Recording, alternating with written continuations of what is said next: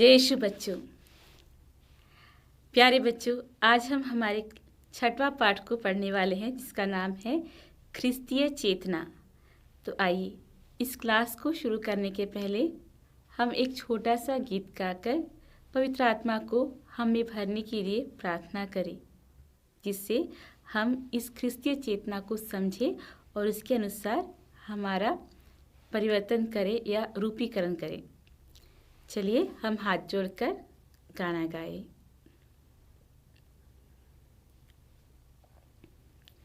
आओ पावन आत्मा तेरे दान दो, योग्य हमको बना तेरी सेवा में। आओ पावन आत्मा तेरे दान दो, योग्य हमको बना तेरी सेवा में। जय यीशु। ख्रिस्तीय चेतना, इसका अर्थ शायद यह शब्द आपको नया लगता होगा, लेकिन जब हम इसको पढ़ेंगे तो हमें यह बहुत ही सरल और समझ में आएगा। तो चलिए इस चैप्टर की शुरुआत में हमें जो एक घटना बताई है उससे हम इससे शुरुआत करेंगे। 16वीं सदी में इंग्लैंड के राजा हेनरी 8वें के वित्त मंत्री थे संत थॉमस मूर। वे ईश्वर की चेतना के अनुसार ईश्वर पर अटल भरोसा रख के अपना जीवन बिताते थे, और जो कुछ भी अच्छा है उसके साथ वे रहते थे, और जो कुछ भी इस ईश्वरीय चेतना या ख्रिस्तीय चेतना के अनुसार नहीं है उसके खिलाफ वे दृढ़ता से खड़े हो जाते थे।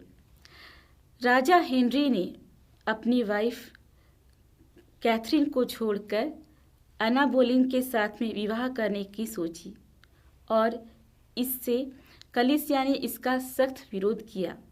सब लोग राजा के खिलाफ हो गए, और इसको देखते हुए राजा ने, जो कैथलिक थे, कैथलिक कलीसिया से अपना संबंध छोड़ दिया। और संत थॉमस मूर ने भी राजा का इस बात के लिए विरोध किया। जब राजा हेनरी को पता चला कि उनके ही वित्त मंत्री उनके खिलाफ बोल रहे हैं, तो राजा ने उनको मार डालने की आज्ञा दी। उनको सजा दी गई, लेकिन फांसी के तख्ते पर खड़े रहने के बावजूद भी संत थॉमस मूर ने अपने ख्रिस्तीय चैतन्य को नहीं छोड़ा। वे ख्रिस्तीय चैतन्य के अनुसार निडर होकर अपनी शिक्षा को भोगने के लिए तैयार थे, लेकिन वे अपने निर्णय से पीछे हटने को तैयार नहीं थे।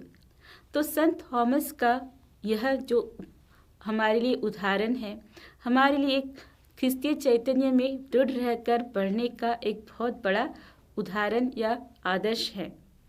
और हम सबको यह ख्रिस्तीय चैतन्य के अनुसार अपने मन को या अंतर्याम को रूपीकरण करना है। तो अंतःकरण या आंतरिक आवाज़ के बारे में हम पढ़ेंगे। दूसरे वैतिकन महासभा में कलीसिया आधुनिक संसार में इस प्रलेख में 16वीं खंडिका में यह बताया गया है कि अंतःकरण के बारे में जो कैथलिक कलीसिया के धर्मोपदेश है इस प्रकार विवरण करते हैं। मानव का मन भलाई से प्यार करता है और भलाई करना चाहता है। भलाई करो और बुराई मत करो, यह आंतरिक प्रेरणा जन्मसिद्ध है। किसी को यह सिखाने की जरूरत नहीं है कि क्या अच्छा है और क्या बुरा। हमारा मन पहले से जन्म से ही हमें यह विशेष क्षमता देता है कि हम सही और गलत की परख कर सके। हम छोटा सा भी बच्चा बताएगा कि झूठ बोलना अच्छा नहीं है या किसी को मारना अच्छा नहीं है, और उसे क्या अच्छा लगता है, क्या करना चाहिए, क्या नहीं करना चाहिए, इसका ज्ञान हमें जन्म से ही प्राप्त होता है। और भलाई और बुराई की विवेचना करने की और भलाई की प्रेरणा के अनुसार चलने की प्रेरणा देने वाला जो आंतरिक आह्वान है या आवाज़ है, उसको ही अंतःकरण कहते हैं। अंतःकरण हम बोलते हैं ना, अंतःकरण की जांच करो, अंतःकरण में देखो। ये अंतःकरण क्या है? तो भलाई और बुराई की परख करना, जांच करना और भलाई के अनुसार जीवन बिताना, इसी को अंतःकरण की आवाज़ कहते हैं या अंतःकरण कहते हैं। गलती नहीं करना और गलती करने पर पछताने की प्रेरणा जो भी मिलती है उसको भी अंतर या आत्मा कहते हैं या फिर अंतर्ज्ञान कहते हैं। वो भी अंतर आवाज़ से, अंतःकरण से आती है। इसे भी हम हमारे कैथलिक धर्म शिक्षा का ग्रंथ CCC नंबर 444 में पाते हैं।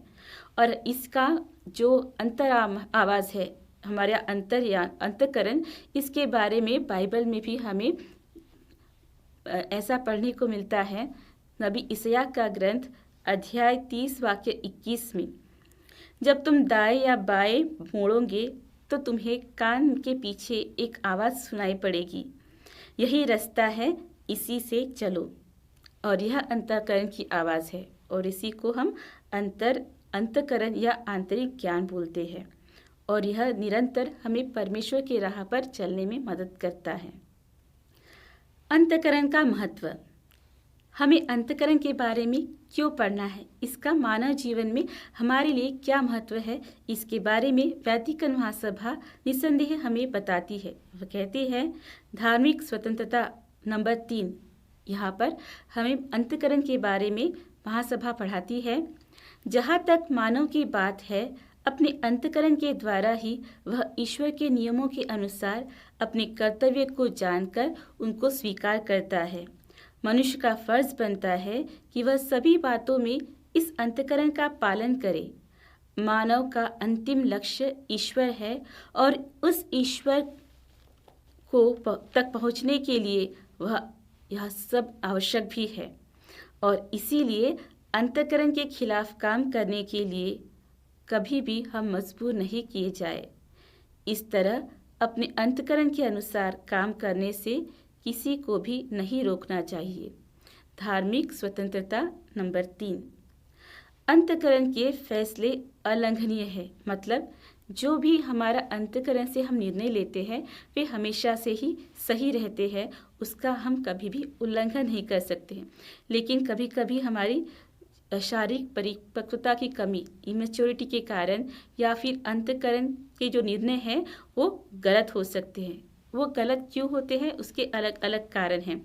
एक, हम कभी कभी स्वार्थता के प्रभाव में पड़ जाते हैं, या फिर हमें क्या सही है या क्या गलत है उसका सही ज्ञान नहीं होता है, या फिर कभी कभी हम इमोशनल हो जाते हैं, मनोवेगों के दबाव में आ जाते हैं। कभी कभी हमें बाहर के कोई लोग हमारे ऊपर में जो प्रभाव डालते हैं, उनके निर्णय से हम प्रभावित होकर हमारे अंतःकरण की आवाज़ को न सुनते हुए उनके बातों में आ जाते हैं। और इस सब कारणों के कारण कभी कभी हमारे अंतःकरण के जो निर्णय हैं वो गलत हो सकते हैं। तो इसीलिए अंतःकरण का उचित निर्माण करना हमारे लिए बहुत ही महत्वपूर्ण बात है।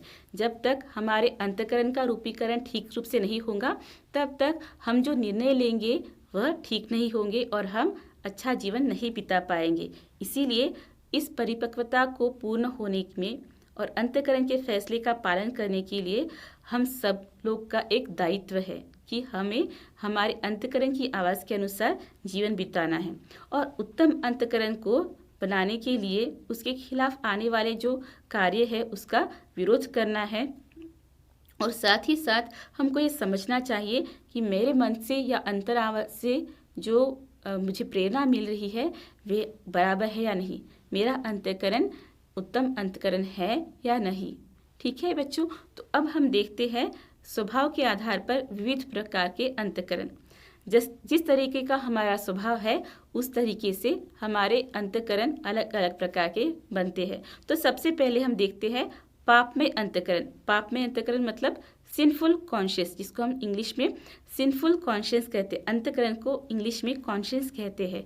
तो जो व्यक्ति है जानता है कि मैं जो कर रहा हूँ वह गलत है, वो ईश्वर की इच्छा के अनुसार नहीं है, फिर भी उस गलती को जानबूझकर करता है, तब उसका अंतःकरण पापमय अंतःकरण बन जाता है या फिर सिंफुल कॉन्शियस बन जाता है। जब हम यह जानते हैं कि हम जो कर रहे हैं वह गलत है फिर भी उसी गलत चीज़ को करते हैं, तब हमारा अंतःकरण पापमय अंतःकरण बन जाता है। दूसरा अंतःकरण है जटिल अंतःकरण, उसको हम परप्लेक्स्ड कॉन्शियस बोलते हैं। जटिल अंतःकरण मतलब हमें कन्फ्यूजन होता है, हम ये समझ नहीं पाते हैं कि क्या सही है या क्या गलत है। उसका निर्णय लेना हमारे लिए मुश्किल हो जाता है और हमारे फैसले बार बार बदलते रहते हैं। इस तरीके के अंतःकरण को हम बोलते हैं जटिल अंतःकरण। जब हम कोई फैसला आसानी से नहीं ले पाते हैं, सही बुराई और या गलत को समझ नहीं सकते हैं और हमारे डिसीशंस बार बार बदलते हैं, उस तरीके के जो अंतःकरण है उसको हम बोलते हैं जटिल अंतःकरण। तीसरा अंतःकरण है पाप शंकालु अंतःकरण। पाप शंकालु अंतःकरण यानी स्क्रूपलेस कॉन्शियस। यह अंतःकरण के लोग हर अच्छी चीज़ में भी बुराई को ढूंढते हैं और जहाँ पर पाप नहीं वहाँ पर भी कुछ शंका लाते हैं कि मैं ये करूँ या नहीं करूँ। ये जो अच्छा है उसमें भी कुछ ना कुछ बुराइयाँ निकालते हैं, छोटी सी गलती को बहुत बड़ा बनाकर बताते हैं। उसके ऊपर में अनावश्यक रूप से मन में जो एक हीन भावना और निराशा लेकर चलने वाले व्यक्ति हैं, ये पाप शंकालु अंतःकरण के या फिर स्क्रूपलेस कॉन्शियस के लोग।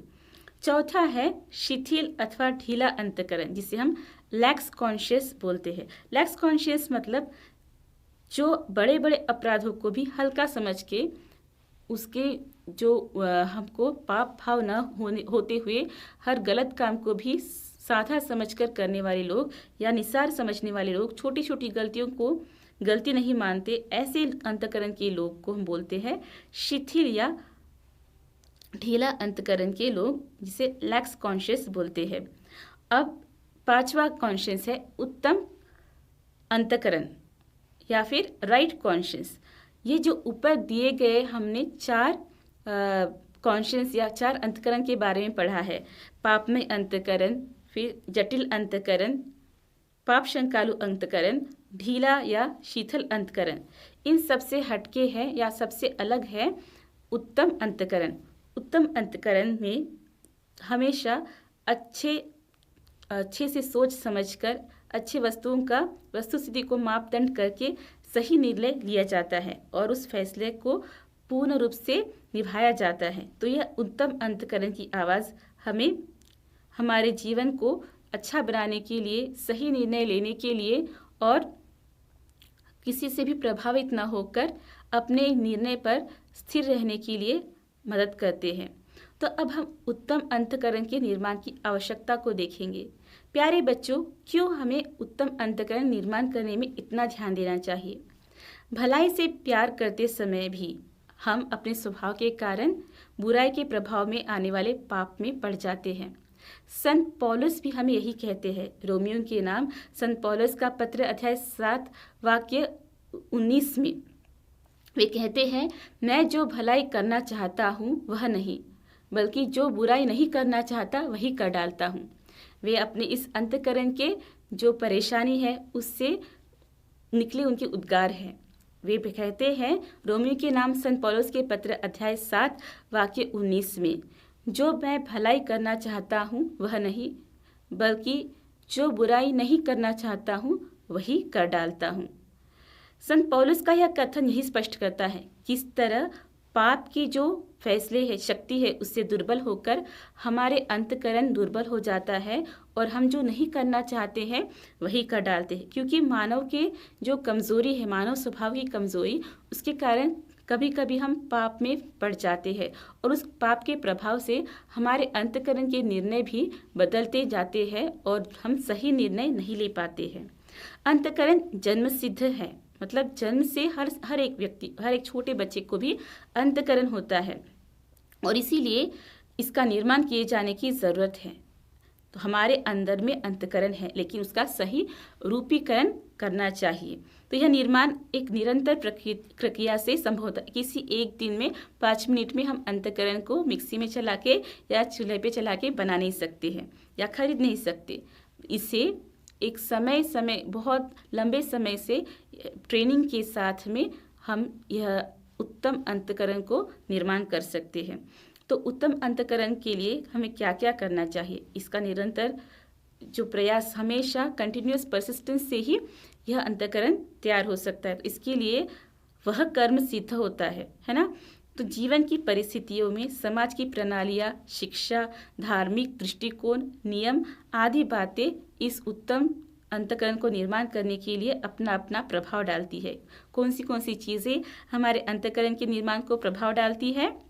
हमारे समाज की प्रणालियाँ, जीवन की परिस्थिति, हमें जो शिक्षा मिलती है, या हमारा धार्मिक दृष्टिकोण क्या है, हम कौन से नियम पालते हैं, किस जगह रहते हैं, हमारे साथ कौन है, हमारे फ्रेंड्स क्या करते हैं, हमारे बड़े हमसे क्या कहते हैं, ये सब बातें धीरे धीरे हमारे अंतःकरण को ढालती है और हमारा अंतःकरण तैयार होता है। इसके बाद में हमसे जो कुछ कहा जाए, फिर हम इसी अंतःकरण के अनुसार उसका निर्णय लेते हैं या उसका जजमेंट देते हैं।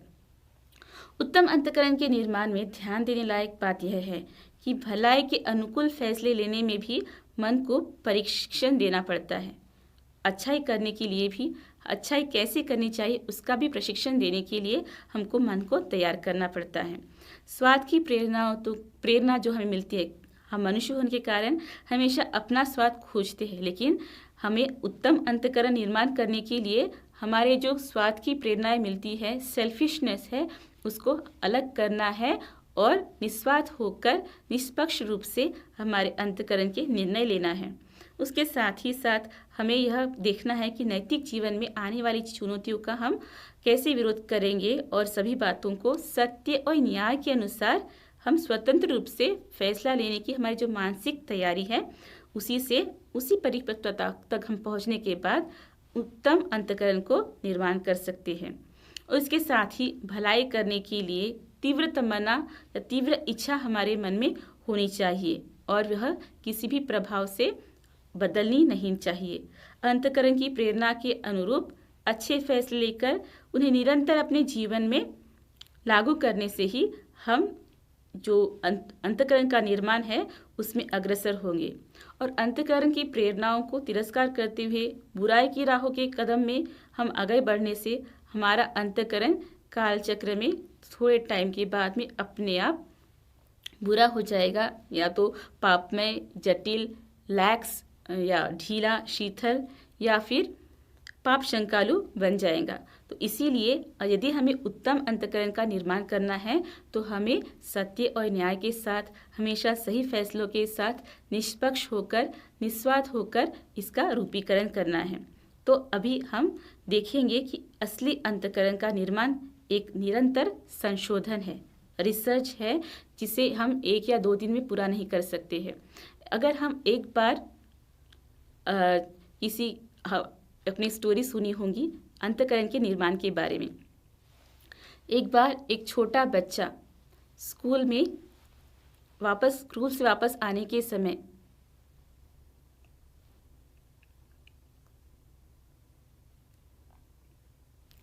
अंतःकरण के निर्माण के बारे में मैं आपको एक छोटी सी कहानी बताना चाहूँगी। यह कहानी शायद आपने सुनी भी होगी। एक बार एक छोटा लड़का स्कूल से लौटते समय एक छोटी सी पेंसिल घर में लेके आता है और उसको उसकी मम्मी को दिखाता है। तो मम्मी उससे कुछ नहीं बोलती। तो छोटा सा बच्चा है, उसे एक पेंसिल पसंद आई और छोटी सी पेंसिल है, बड़ी पेंसिल भी नहीं है, तो इसलिए उसकी मम्मी उसे डांटती नहीं है, कुछ नहीं बोलती। तो एक दिन बच्चे ने लाया और मम्मी ने कुछ नहीं कहा, तो बच्चे को लगा कि ये लाने में प्रॉब्लम नहीं, तो उसने ऐसे ही 2-3 दिन कंटिन्यूसली दूसरों की चॉकलेट्स या दूसरों की पेंसिल, रबड़, ऐसे छोटे छोटे सामान वो लेके आया करता था। लेकिन कुछ दिन के बाद में जब बच्चा बड़ा हो गया, इसकी यह आदत बन गई दूसरों का सामान लेने की। अब वह छोटी छोटी चीज़ें छोड़कर दूसरों के पैसे, दूसरों के बॉक्स, दूसरों के बुक्स, ऐसी बड़ी चीज़ें चुराने लगा। यह बच्चा बड़ा हो गया, ऐसा इसका यह चुराने का स्वभाव इसके मन में यहीं पर एक उसका अंतःकरण बिगाड़ने लगा।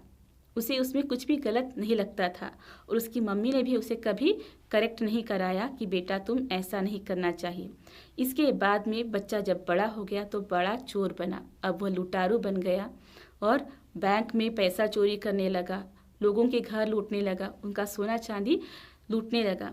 एक दिन वह पुलिस से पकड़ा गया। पुलिस को पकड़ने के बाद में उसके ऊपर में बहुत सारे आरोप थे। वह सिर्फ चुराना ही नहीं बल्कि लोगों की हत्या भी करने लगा था और जब पुलिस से पकड़ जाने के बाद में उसे सज़ा भी दी गई और उसे फांसी की सज़ा बताई गई। उसकी माँ वहाँ पर जिंदा थी।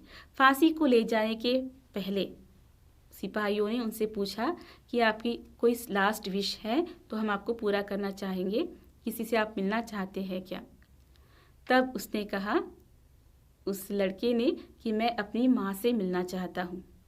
माँ उसे मिलने आई। तब इस बेटे ने अपनी माँ से कहा, मम्मी, जब मैं छोटा था, पेंसिल चुरा कर लेके आया करता था, तब आपने मुझे कुछ नहीं कहा, मुझे कभी नहीं डांटा और मुझे लगा कि यह ले आने में कोई प्रॉब्लम नहीं है। और धीरे धीरे मैं और भी कई चीज़ें स्कूल से और हमारे दोस्तों से लेके आया करता था, लेकिन तभी भी आपने मुझे नहीं रोका, नहीं टोका। और देखिए, आज मैं इतना बड़ा क्रिमिनल बन गया हूँ और मौत के गुफा में खड़ा हूँ। माँ, आपके कारण मेरी ज़िंदगी ऐसी हो गई। तब माँ फूट फूट कर रोने लगी। देखो बच्चों, जब हम हमारे अंतःकरण का रूपीकरण सही समय पर नहीं करते तो आगे जाने पर इसे चेंज करना असंभव हो जाता है।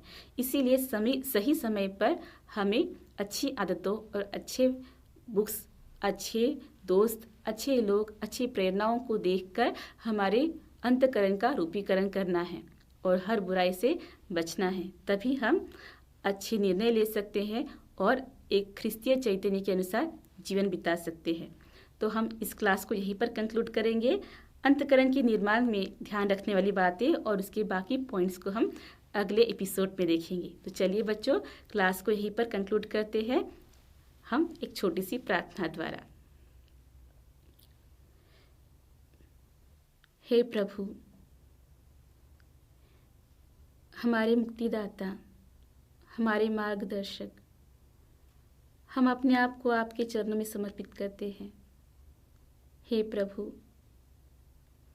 आपने जो हमारा अंतःकरण दिया है, हमें यह प्रेरणा दीजिए, कृपा दीजिए कि यह जो अलग अलग प्रभावों के कारण हम हमारे अंतःकरण का रूपीकरण बिगाड़ चुके हैं, आपकी कृपा से हम आपके वचनों के प्रकाश में कलीसिया की सीख के सहायता से एक उत्तम अंतःकरण का निर्माण कर सके और आपकी राहों पर चल सके। पिता, पुत्र और पवित्र आत्मा के नाम पर आमीन। जय यीशु।